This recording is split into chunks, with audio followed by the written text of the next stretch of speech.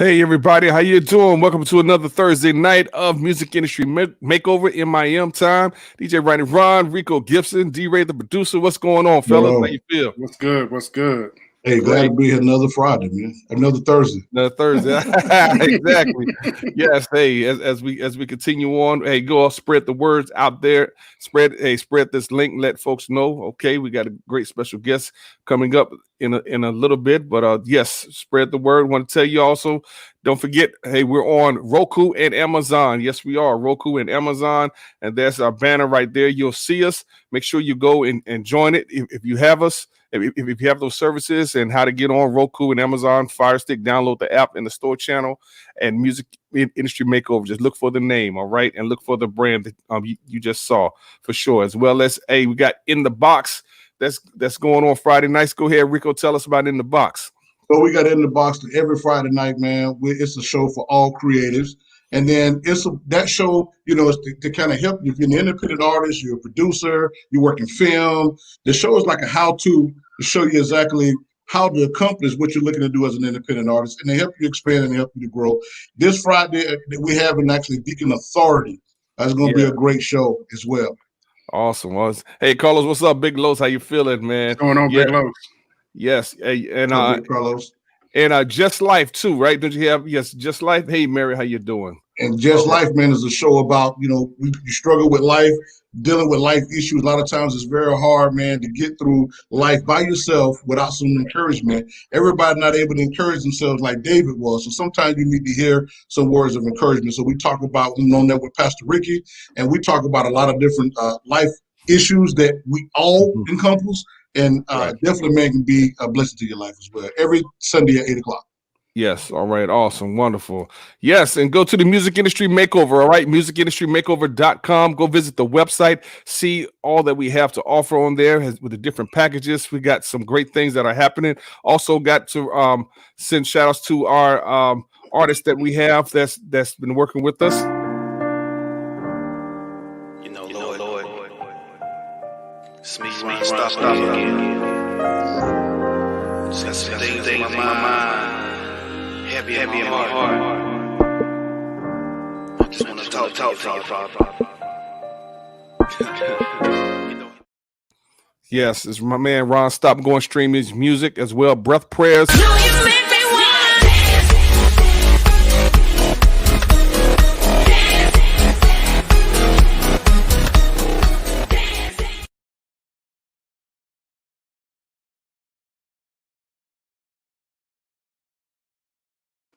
Yes, EDM Gospel, Latita Martin. Yes, all right. Go and stream that as well. Go and check her out. Okay, hey man, D-Ray. So I tell you, man, there's some great things that are happening for sure. Real quick, you have your website as well, too, right? We're going to revamp our website, so people can still find us there. But for right now, you can find us on Instagram, Facebook, and of course on Music Industry Makeover. All right, gotcha. All right, well, here we go. About to make some things happen. Going to the next level here and spread the word as we said, okay? Oh, sorry. Hey, wrong one there. Oh, man. Okay, well, you know what? Hey, we're going to go right into our news. So go ahead there, Danny.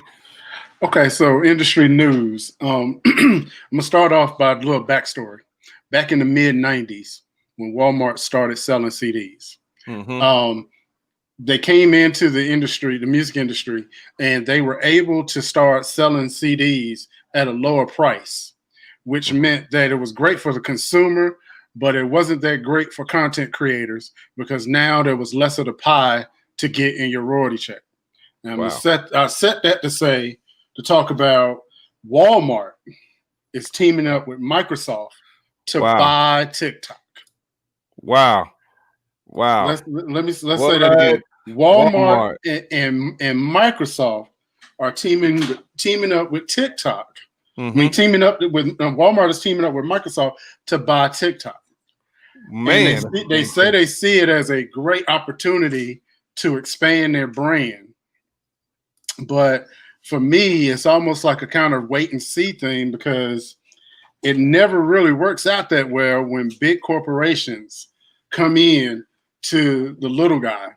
and they buy it up. It never seems to work out very well for content creators. And TikTok has turned into, I mean, look at the power of TikTok. Yes. You know, people on TikTok shut down one of Donald Trump's events. You know, we know what's going to happen in Walmart and TikTok come together, because Walmart is a major player. They're a government player. You know, because during the pandemic, what stores is open with? So you know, Walmart is playing with the government. So you know, with TikTok has issues, you know, with data issues. So we already know what's going to happen.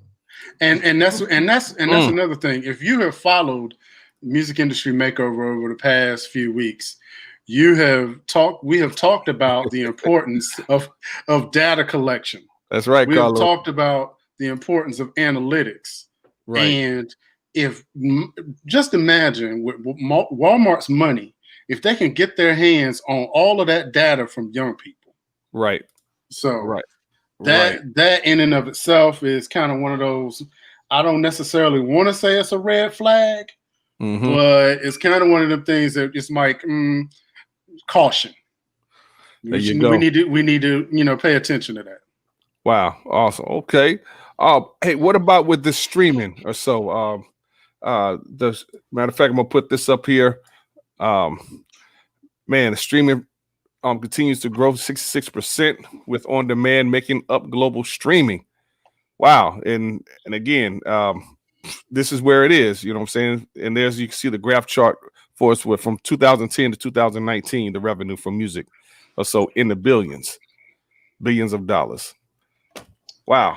So, you know, you look at that chart, you look at that graph, and there's an article that came out a few months ago that said that independent artists and independent labels for the first time are outperforming the majors. You know, and so it starts to make sense as to why bigger corporations are now starting to grab at whatever they can get their hands on. You know, we had a discussion earlier today where what was the company? Interscope. Interscope is on the lookout for artists who have already done albums. And you know, it's like, okay, well, if you think about it from a fame's point of view, it's like, oh great, let me go get signed with Interscope. But if you think about it as a music industry makeover person, you think of it as like, okay, why would they want me to already have an album already done? Because they don't want to pay me for it. They don't want to, and if I'm not a good artist, they're not going to develop me. I already have a product. So guess what? I won't have staying power. And guess what? This time next year, nobody will remember who I am. And if it's a great project, they're going to grab it and take it from you without you being attached to it, you know, and make money off of it, because it's all about churning money. That's the whole. It's just about churning money. They're just trying to overturn all the tables they can, get all the money they can, and then at the same time, if they get your album, and depending on the contract they give you, they may lock you down as an artist. You may not even realize that you can't. You may have a non-compete agreement. You might can't even do with anybody else unless you go through them. Man, it could get kind of crazy. So basically, you really shouldn't be anxious, because again, they're taking care of all the responsibilities, but at the end, they end up winning. You're not gonna make money. But you know, me and Danny mentioned it. That's well, all good. Everything that each one of us just said is very, very correct in his own point. But what's going to happen is folks are desperate. Jokers, man, want to be famous. You take a person who working at a McDonald's, or they working at some plant right now. Well, shoot, if I go and take my music and I do the deal and I get 30,000 or 100,000, and if you are a great artist, and you know you get 200,000. And you got 3 or 4 albums lying around, then guess what, man? You're gonna lose money, but you'll get that 200,000. And I remember seeing, I was going back, man, listening to the interview, man, what Master P was doing. He was doing that interview, and he said when he sat down, man, with Clyde Davis, Clyde told him the way he was in the middle of the meet, man. Master P said he had to go to lunch. He was gonna go to lunch. Clyde Davis told him, he said, if you don't come back, Nobody, and you will never get a deal.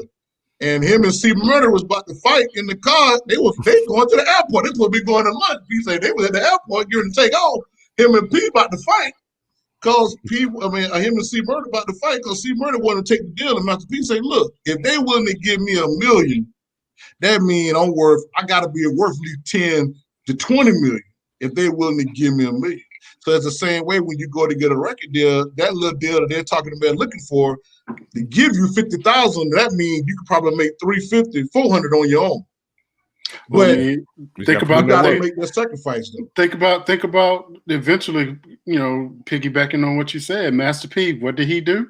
He eventually did make he grossed close to $900 million. Wow. Awesome. That is a lot of money. So, and he's independent. Yes, he is. Definitely. Wow. Okay. Hey, is that it? Do we have any more news? One more thing that this is kind of one of those things where I didn't want to do it because I'm a huge Kendrick fan, but here we go. Kendrick Lamar has been sued for copyright infringement. And for the song Loyalty. I got loyalty in my DNA. But basically the backstory is the producer that worked with Kendrick was working with this other artist, and the other artist wrote a track called Loyalty. It's back in 2011, I want to say 2010, 2011. And whatever reason, the song didn't go anywhere. And then 6 or 7 years later, mysteriously, the track shows up on Kendrick Lamar's release with the same melody, the same music, basically the same beat. And as he said, the defendants copied the entire composition, including the title, the melody, the harmony, and the rhythm from the track he says he wrote in 2011. And they slowed it down through a synthesizer and combined it with another sample to disguise the fact that they copied it. So let's talk a minute about. You don't want to talk a minute.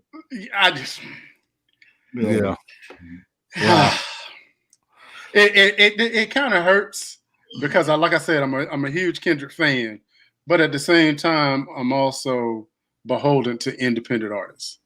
And this is one of those things where, you got to take care of yourself. Well, I'm gonna keep it 1,000. Mm-hmm.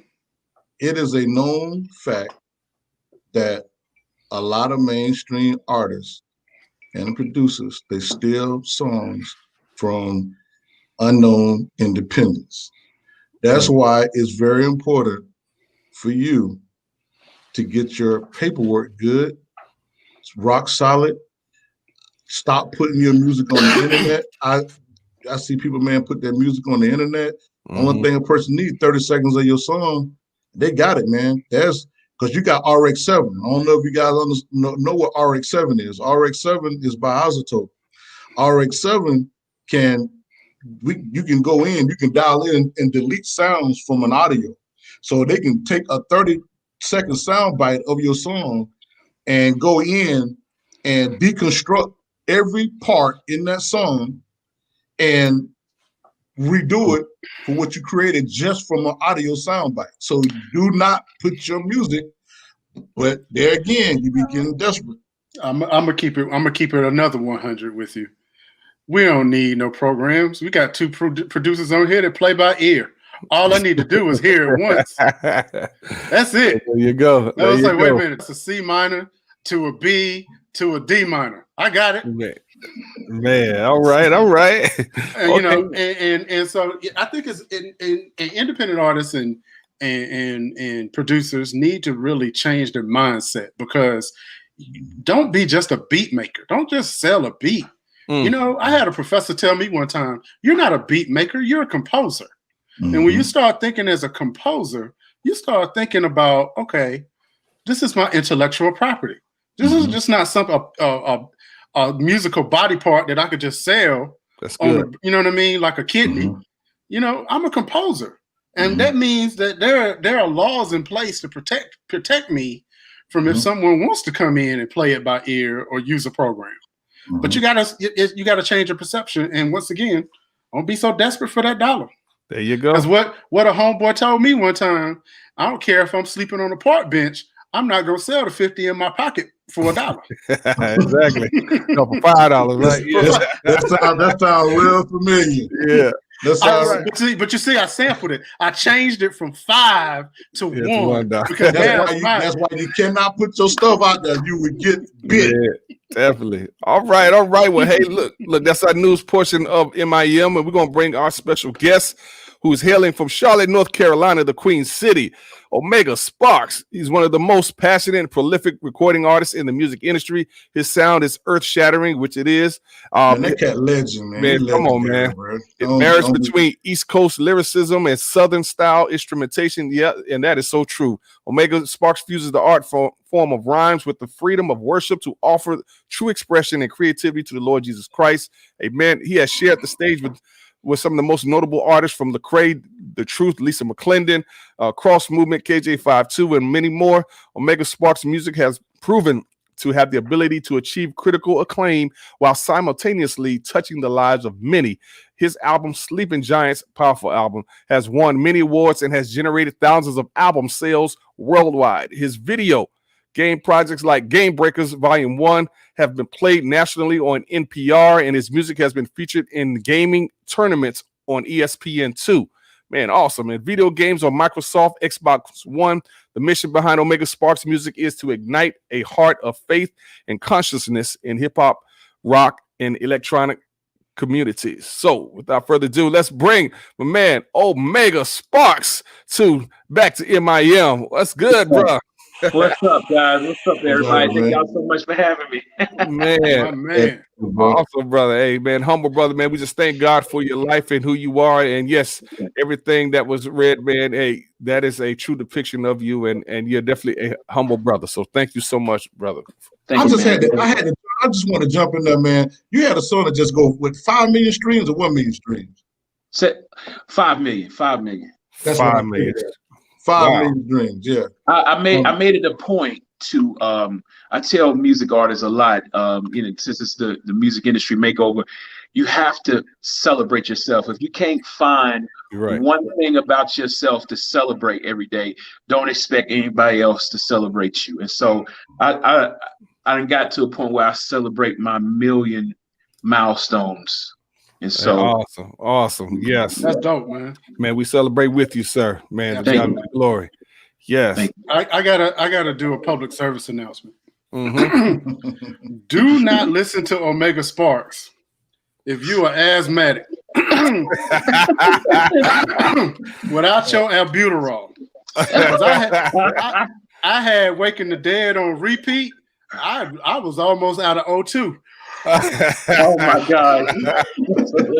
That's real. This brother has a lot of energy, man. He has a lot of energy. Yeah. Oh man. So I got a question. Yes. You making this powerful music that's very slickly produced. You got some awesome lyrics, but during the age of COVID, where all of us are, kind of on lockdown, stuck at home, whatever, you can't tour like normal. Mm-hmm. How are you keeping the lights on with your music? Well, first of all, I got to thank my Lord and Savior Jesus Christ. In the midst of the chaos, in the midst of the political divisions, in the midst of the racial tensions, and in the midst of so much that has defined 2020, on the low, God has been incredible in my life. And so I've been writing behind the scenes. I'm actually finishing up right now, writing for a long-running cartoon series.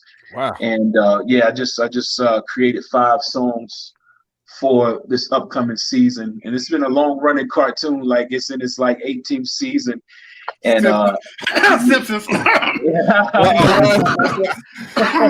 sorry. So that's to answer your question. Writing behind the scenes, God has given me this gift to proclaim His gospel. He's also given me this gift to generate wealth for my family, and just getting behind the scenes, becoming, like your professor said, you're not just a beat maker, you're a composer. I'm not just a rapper. I'm a songwriter. I'm a vocalist. I flow like water.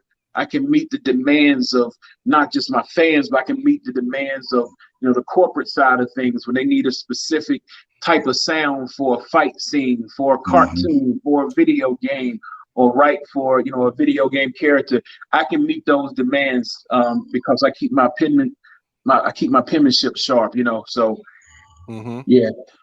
Beautiful, beautiful. Again, if y'all got any questions or comments, feel free if you want to ask Omega Sparx.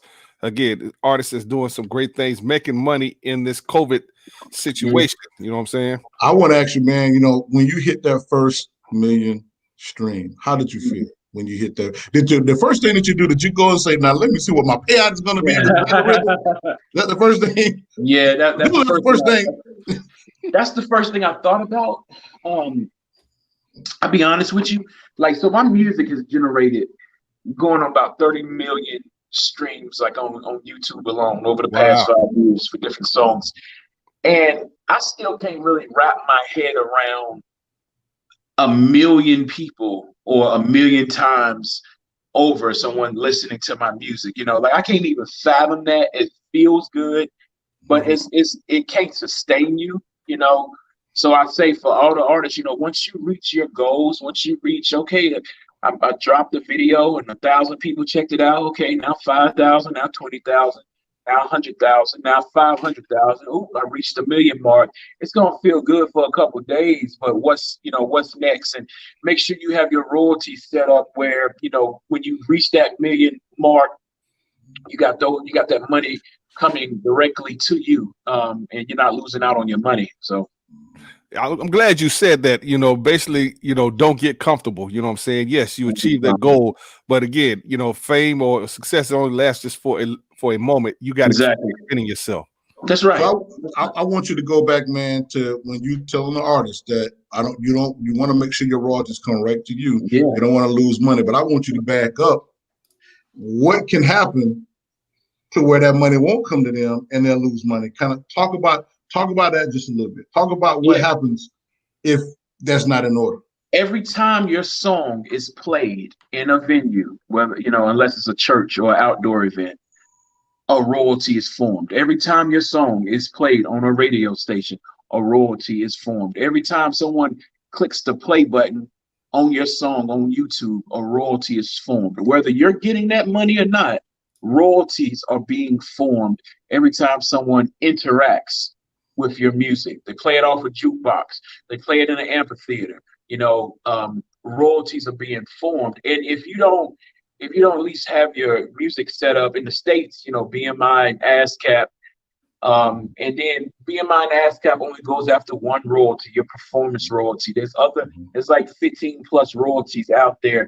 So using platforms like Audium, you know, for all your YouTube views and, you know, synchronization royalties, using Song Trust that goes after like everything really, and actually integrates with BMI really well to go after, you know, your streaming royalties, your non-interactive streaming royalties, your synchronization royalties, your mechanical royalties, you know, so many, you know, if your music is sold in a store, you know, physical mechanical royalties, you know. So the secret to how I've been able to obtain so much money, I've obtained like close to like $15,000 plus over the past like 4 years in royalties. And that's just what is be a part of multiple platforms. Be registered with Audium, be registered with BMI ASCAP, be registered with Song Trust. And what happens is they bump heads behind the scenes, but you as an artist is covered over everything.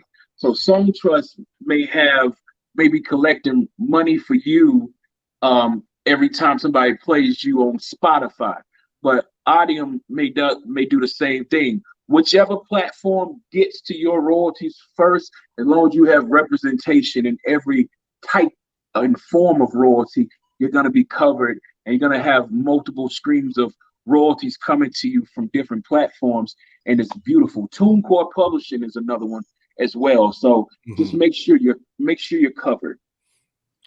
I got a question, and that was great. That was Very good. Real good. Where did you learn your business acumen? You know, because a lot of artists, you know, they come into the business. Hey, I just want to rap. Yeah. Hey, I just want to make beats. Yeah. Hey, I just want to do this. I just want to do that. And a lot of times we have to learn by trial and error. And a lot of times we got to get burned a whole lot. Yeah. Where did you pick up your business acumen that you had to like, okay, now I'm thinking with a different mind? You know? Yeah, school. I had to learn the hard way. And a lot of time, you know, you have to have a relationship with God with this. Because what God wants to get out of your life may look different, even in the realm of music, than the next person. For me, I remember right before I got married, you know, about 10 years ago, I was crying. I was literally crying to God. God, I think I'm a great artist. God, I want to be signed somewhere. God, I want to, I got offered a record deal from Warner Brothers when I was in college. And then God said, no, don't take that deal. You know, I heard God audibly because I have a prayer life. And God said, don't take that deal. You ain't ready for that. And but then fast forward, 10 years ago, I was like pleading with God. I want a manager. I want to do something better. I want to be a touring artist. I feel like I'm sitting on my gifts. Like, what's going on, God? And God revolutionized my life. Like he answered me back. He said, you will not have a manager. You're a manager yourself. I heard that audibly. I heard it from the Holy Spirit. Like you will not have a manager. You will be a manager. And so the past 10 years, God's been taking me the slow route, very slow, but with that creating network and learning, like when you approach it, just little stuff, simple etiquette. When you approach a DJ, don't be like, hey, DJ, fish and chips. Like, yo, can you play my new single? They get asked that question 1,000 times every day. What you do is you say, one of the few things a DJ may need from a music artist is drops. So you start a relationship with a DJ or a radio music director. Like, do you need drops? May I do a drop for you? That's funny because that's how I met Ron. Don't even mention your music. Don't even me too. Yeah, don't even mention your music.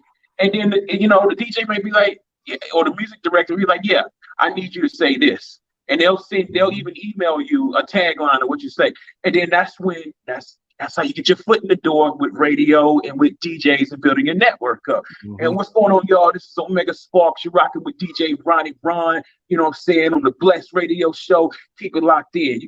You're getting a good rapport with the DJ or the music director. Then you can start plugging in your own stuff. What's up, y'all?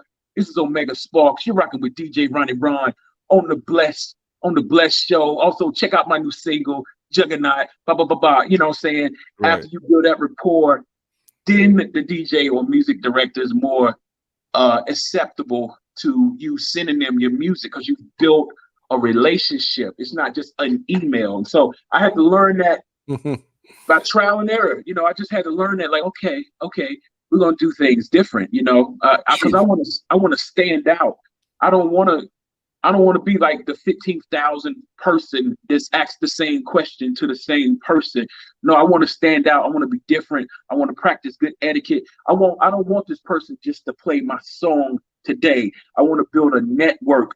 I want him to be a part of my network so I can call upon him when I drop my album 3 months from now and beyond and stuff like that. So I'm glad you said that because a lot of these artists, they don't understand building relationships, and that's why they end up looking like opportunists.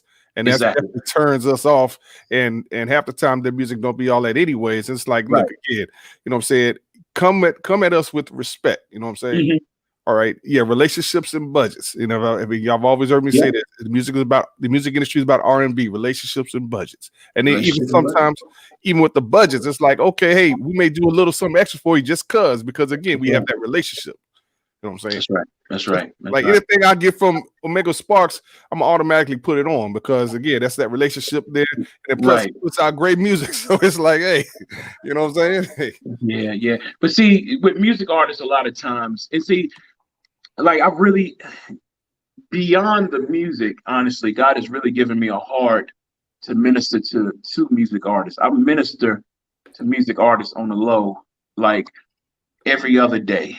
And the dark side of music ministry, or the dark side of having a music career, is people get suicidal, they get depressed, they take out their frustrations on their wives and their children. They've set in their head what their musical journey should be like, but they don't have any work ethic. They haven't set aside any budget for their music. And so they set themselves up for failure and disappointment. Rinse, repeat, create another album, and still, if you really look at some people's hearts, it's kind of like plaque on teeth. It's like they, from album to album to album, they've built up just a callousness. They've built up basically a cycle of being disappointed because they're in a spiral and they won't do things different, and they keep getting. The Bible says, "Hope deferred makes the heart sick." There's a lot of music artists out here with sick hearts because they've been let down so much, and they've allowed themselves to put out music with no game plan and a poor work ethic and no budget they set aside, and their hearts are just hardened and they're beat down, and people drop the mic even before God tells them to move on to something else, and they're hurting. That's the dark side of this thing. They're hurting, and I know that frustration. I also used to have poor work ethic and couldn't set aside $5 to put out a single right. I know that frustration, and there's a lot of people walking around with that frustration. And so I like to help them just unpack that and be like, man, it can be a new day. It could be a new season, but we're going to have to deconstruct what you think is a good thing. And let's see how we can do things better. I got a question for you. Yeah. How do you, as an artist, okay, you're doing music licensing. What's the psychology that you can give to other artists that are gifted and talented, that are faced with opportunity on the table that defers back-end legacy for them, right? Because a lot of times the back-end legacy cats don't see because it's so far beyond. Right. So now you got major labels that are looking for the everyday artists and offering deals that have completed projects. What's your psychology to explain to independent artists, even the ones that are talented, how to leave the money on the table, even though they're broke right now? Yeah, like I'll tell them, like, the old way of what's going on, Chris? The old way of doing music, like the music business, the music industry, it is it's dying. Come on. It's dying, like the chart about the streaming service, how much money is being generated in the streaming service. What I would say to artists is, get out of your head album sales, get out of your head song sales. It's not about sales anymore. It's not about how many people bought my album this week. It's about, just like my money is a tool, before bills and everything else lay claim to the money I generate, I tell my money where I want it to go, the same way I tell my songs where I want it to go.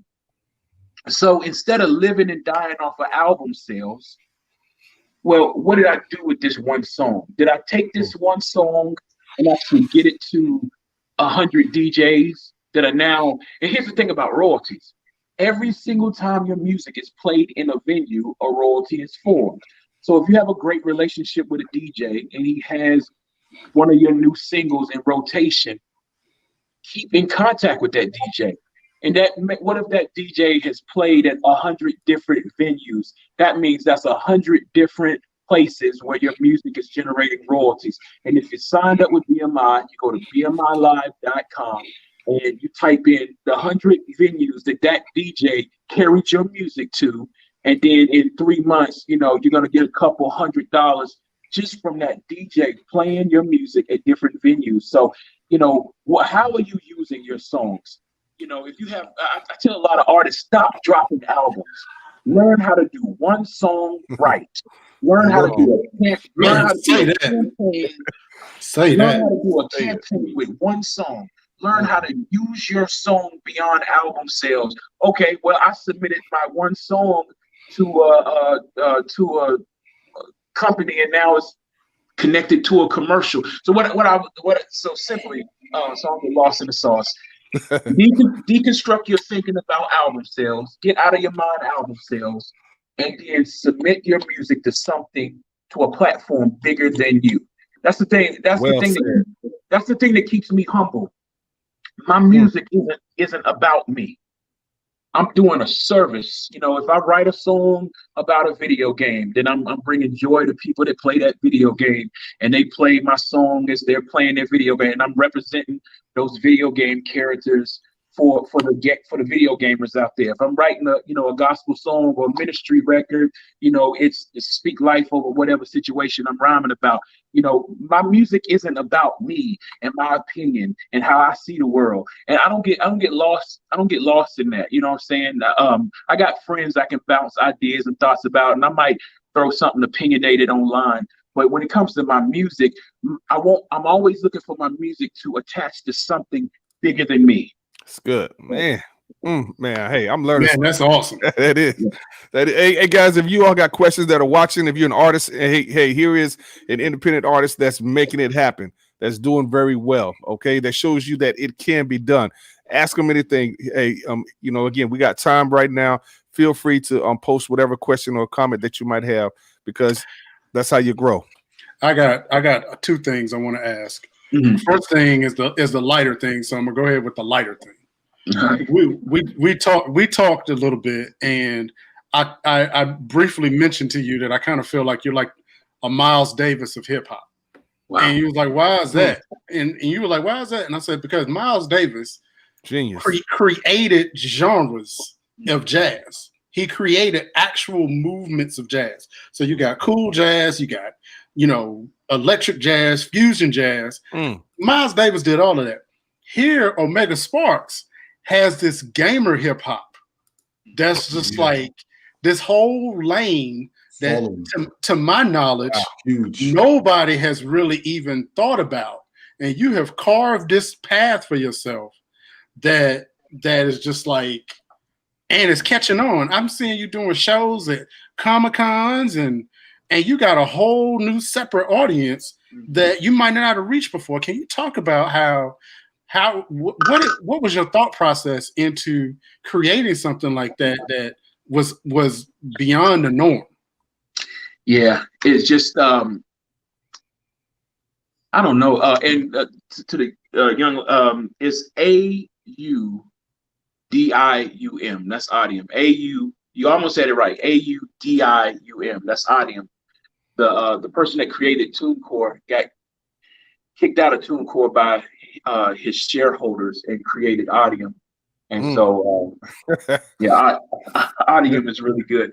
The person that created Audium, he has a lot of wisdom. I've actually sat under his teaching remotely, and he's a very knowledgeable guy. But to answer your question, I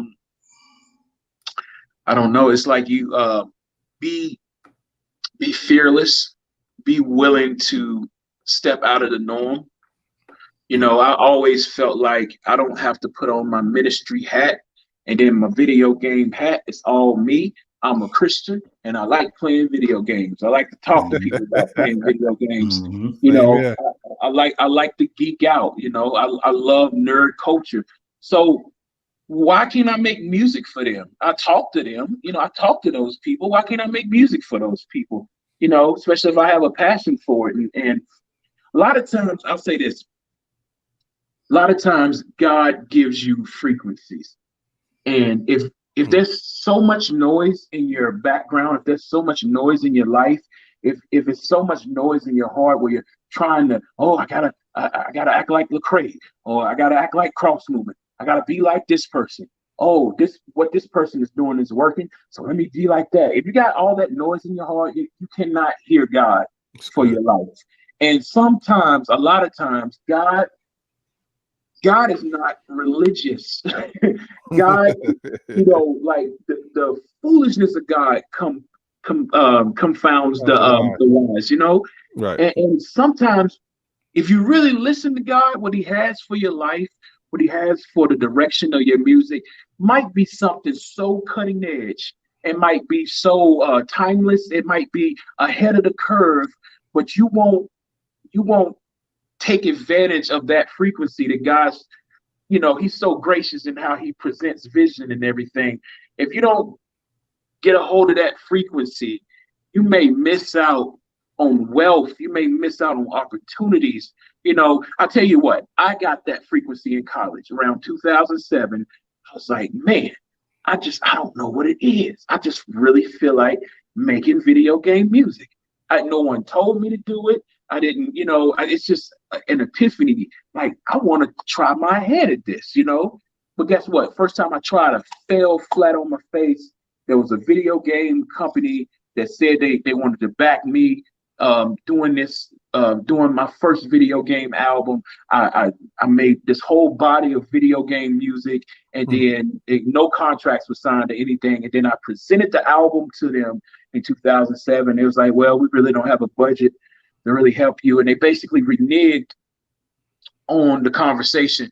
And so I had this album of video game music with no place to go and not a lot of knowledge on how to promote it. And it was all for naught. But I did not let that define. I still kept that frequency with me. Fast forward 5 years later, now I did Game Breakers Volume 1. And Game Breakers Volume 1 is connected to Evo. And Evo is the biggest fighting video game tournament in the world. They do annual events in Vegas and Japan. And now I've wrote for 5+ years for Evo. And then that was a larger platform than me that elevated Game Breakers Volume 1, which was my second attempt at a video game album. And it was amazing. And then Game Breakers Volume 1 and working with Evo led to being on Xbox One with Killer Instinct. That led to a cartoon show. That led to another cartoon show. That led to another video game tournament. That led to this in the past 7 years, But so I say that a lot of times we got a frequency. We got a little, God be giving us little hints like, yo, man, you really got a passion for, domestic violence. Why don't you dedicate an album for, against domestic violence?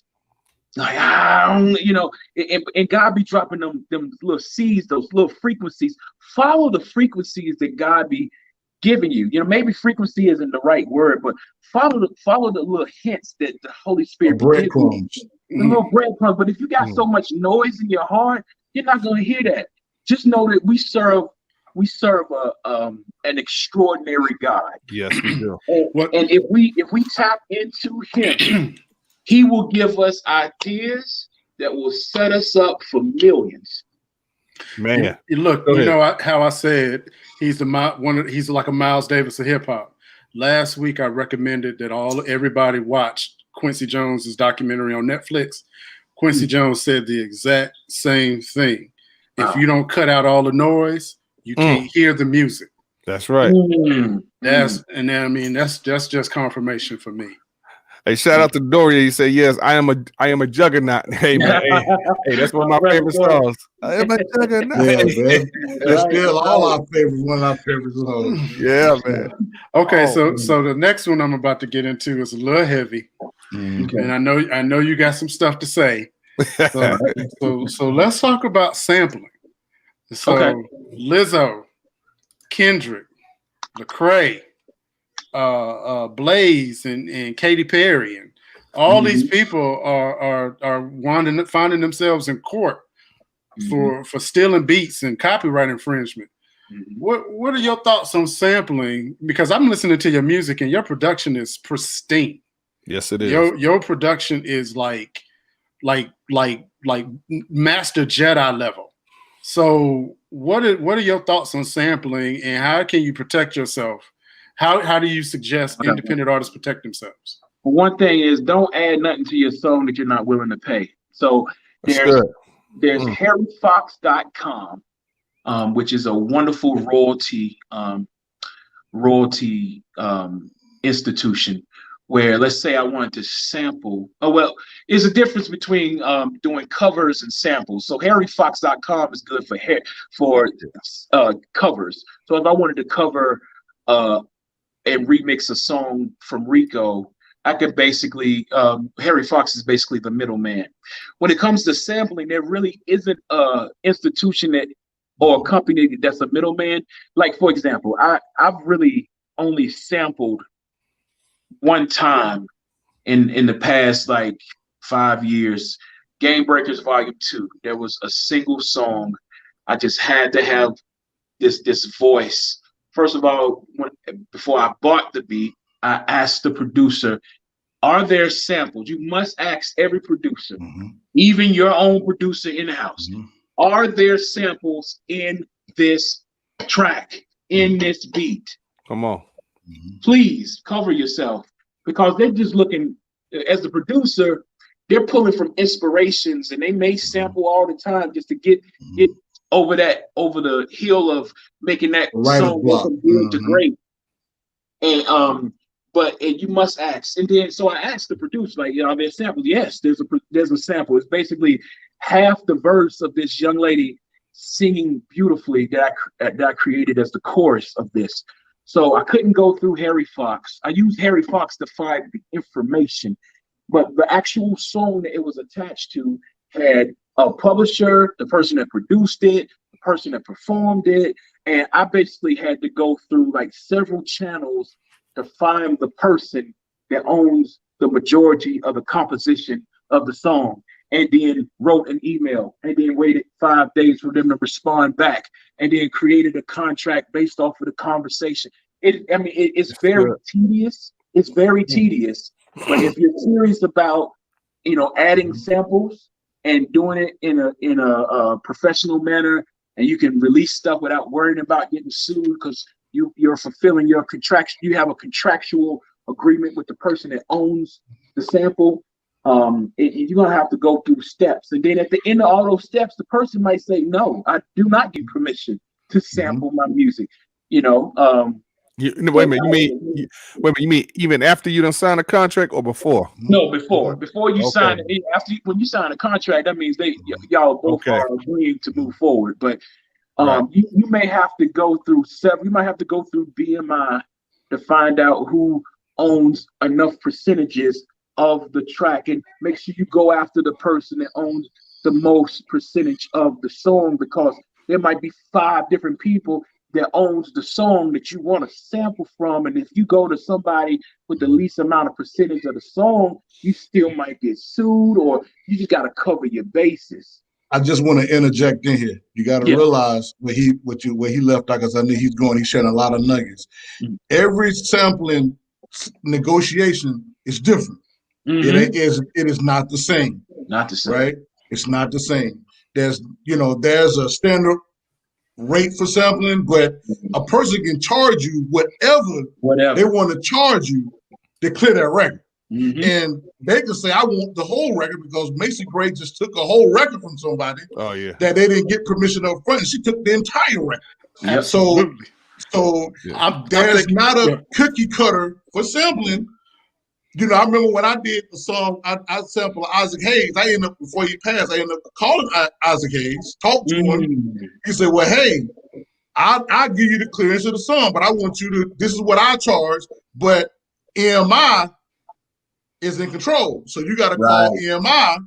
And when I called EMI, I had to go through 4 people. I don't talk to the cat that made the record, but then when I went to Tremaine Hawkins and I sampled something from Tremaine, her and Walter got, divorced, right? So he had a piece, she had a piece. He was cool with it. He wasn't, because he didn't like rap music. So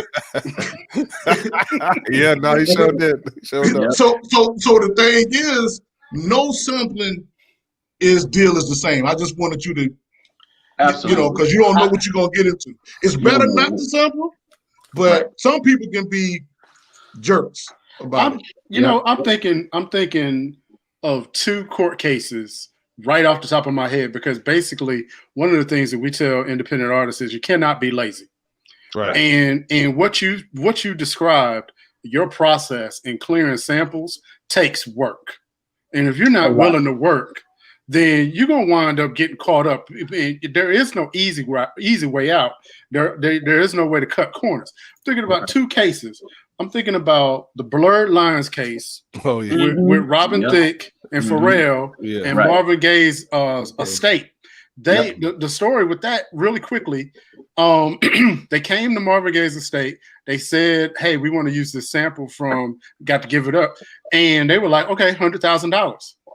And Pharrell and Robin Thicke looked at each other and was like, well, we ain't paying $100,000 for that. They went and sampled the song and then sued Marvin Gaye's estate to prevent them from suing them. You know?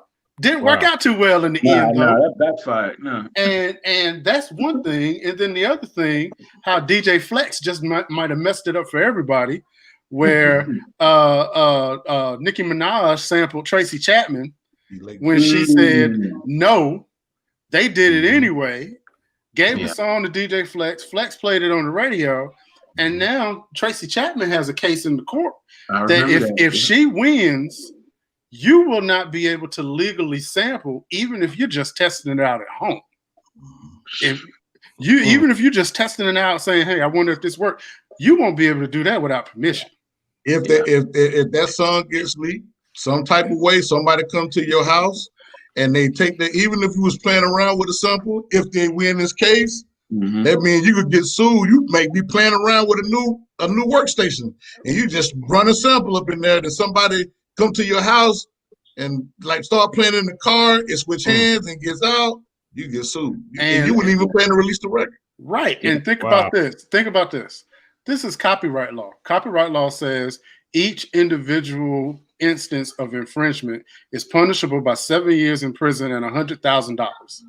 You get paid less than a penny per stream, but each stream is a copyright infringement. Right. So you mess around and have a million stream seller, you going to prison. Yep. Hey, Dorian said, a lot of money. Dorian said Biz Markie and as well as Chuck D versus Bad Boy too. You know, I didn't realize that as well. Man, right. Good, Dorian. Definitely. Chuck D said it wasn't just him; he had to protect those who wrote with him. Right. Bomb Squad. Yep. Right. So I got a question then. So because I know artists may want to know. So then, what's the timeline on when a person can just freely use a sample?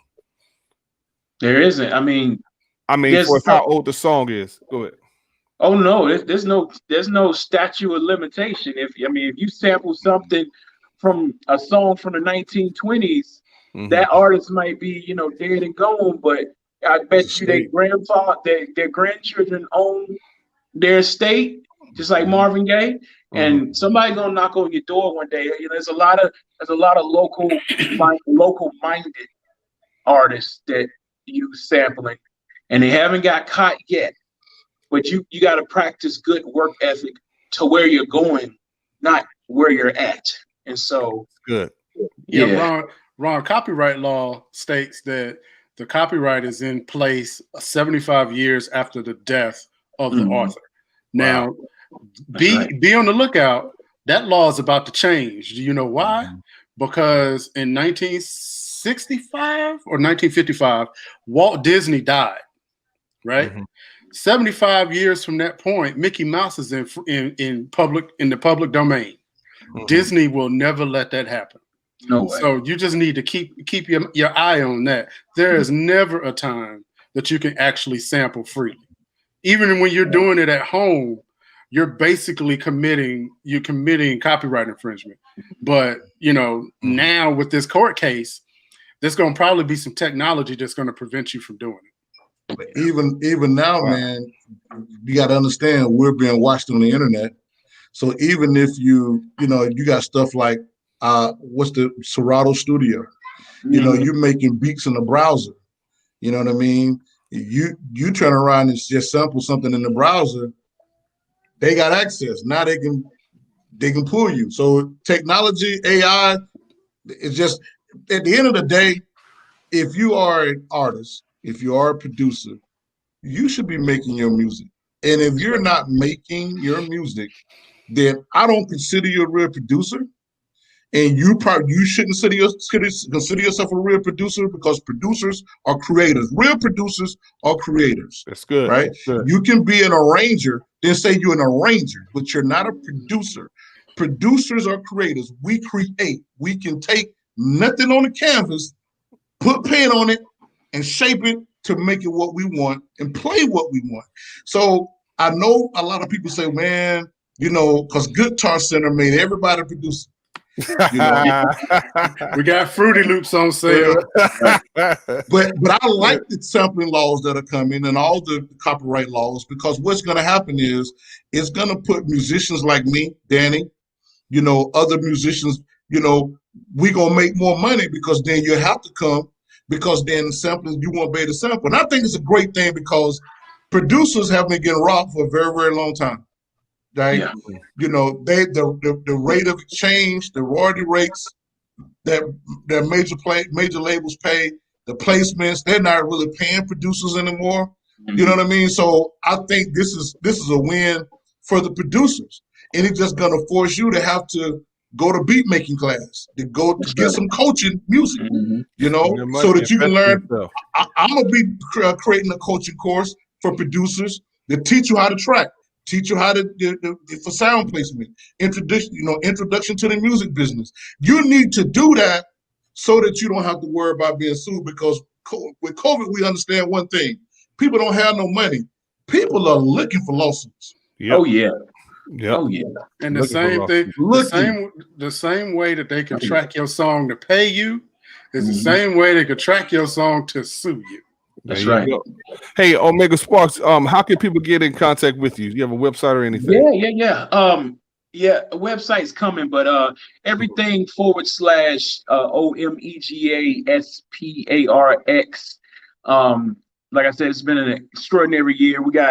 We're ending this year with a bang. We're dropping on October 30th, Game Breakers Volume 3, 4 years in the making. The first one was created in 2014.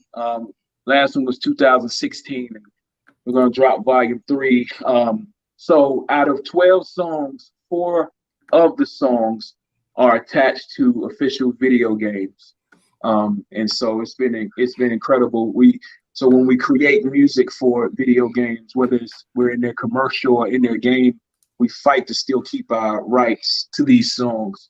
So, even though it's attached to video games, we still get to put it out as our own music on our own album. So we have some incredible stuff leading up to October 30th. Awesome. So they could always email you then too, right? Yeah, you email me omegasparx@gmail.com. Yep, that's it. And if you got any questions or any opportunities or just any thoughts, just hit me up. My time is limited, but if I had my heart pours out for music artists. So if you're a music artist out there, don't give up. Don't, you just might need to change the way you've been doing things, and it's okay. Very good. I got one more quick question.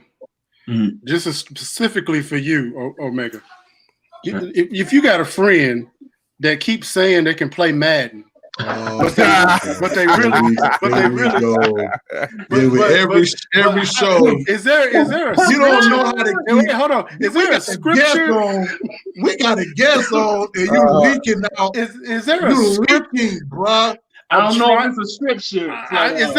Is there like a song? We go way back. You better don't choose no side, Omega. Is there a proverb?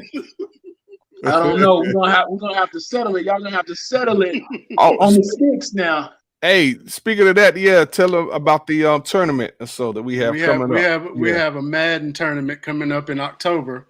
Come on. For more information, be on the lookout on the Music Industry Makeover Facebook page. You want it? Okay. There it is. There it is. So D Black man gonna put up 100. So a couple other people, man, go. So that's good, man. It's gonna be good. So I'm creating a submission form. So you better let us know up front what team you play with, and whether you consider yourself, so we can bracket people in the right places. Do you consider yourself a beginner, intermediate, or a pro level gamer? so we can make sure we bracket the right people together. You know what I mean? And we're coming up with an indemnity clause that people can't be crybabies and can't be threatening personal property and can't. You know what I'm saying? See, you see how black people act on. People all over the world are gonna see this ignorant joker right here. Germany and France. He knows Man of War and Heavy. Your old song back in the day, man, was so hard, bro. Yeah, definitely. Thank you so much. Thank you. Yeah. War in Heaven, I tell you. Whew, yeah, that was a great time. That was I still listen to that old music. It's the anointing is still on there for where I was at in my life. I just moved back to Charlotte, and left. I was in a rock band in a rap group in Greensboro. And I left all that to come back to Charlotte, and that was kind of like my coming out party as a solo MC, because I had been a part of rock band, rap group, and so I appreciate that project, man. Well, man, we sure appreciate you, man. Again, guys, y'all want to get in contact with Omega Sparx? There's his information right there. Contact him. Brother has a wealth of knowledge. He's actually doing what you all desire to do. You know what I'm saying? He puts in that work. Ever since I met him, he's always put into that work ethic. All right. And offer to very humble. Yeah, offer to throw him a couple of dollars, man. Don't be cheap. Yeah. Exactly. Don't be an opportunist now. Okay. Yeah, don't be cheap. That's a secret all on its own. Pay people for their time. There you go. If you need wisdom from somebody, pay them. There you Just go. pay them. Give them a gift or something. Show them you value them. Don't pull from people's. Yeah, don't do that. People try to do that a lot with me, and my heart goes out to them so much. I want to just give them everything the God's given me, but then I got to pull it back, Right. So I'm smart, awesome, wow, smart, man. Yep. Man, well, hey, we sure. Any Omega, any last words you want to say real quick? Nah, I love y'all. Thank y'all so much for having me tonight. Y'all keep it up, keep growing. I love just being in the midst of amazing, smart, intelligent. You know what I'm saying? Brothers in the Lord, and y'all are some go-getters. And so I'm just honored for letting me be on tonight. Thank you. Awesome. All right, Rico. Hey, man, just don't forget about In the Box tomorrow night. And then Just Life, man, on Sundays, man. But, in the music industry makeover is about you. We're trying to help you grow, and we're trying to help you expand. Go look at some of the service that we offer you. If you're serious, we can help you go to that next level or guide you into who you need to go to for the next level. Check us out, musicindustrymakeover.com. All right, Danny. This podcast was a gold mine. Yes, it was. Gold mine. If you can go back and look at this podcast, download the app on Roku, download it on Fire Stick, look for it on Facebook. There's so many things that was said. Omega shared so much that if you had your notepad out, man, you got a plan for the future. So there you go. Hey, good job. Amen. Awesome. And remember, you matter in the kingdom of God, so don't compare yourself or your ministry to anyone else out there. Just do what God's called you to do, and you'll be just fine. All right. God bless you. We'll see you again. Tell a friend, stay safe out there, and visit us Music Industry Makeover. All right. God bless you. Peace.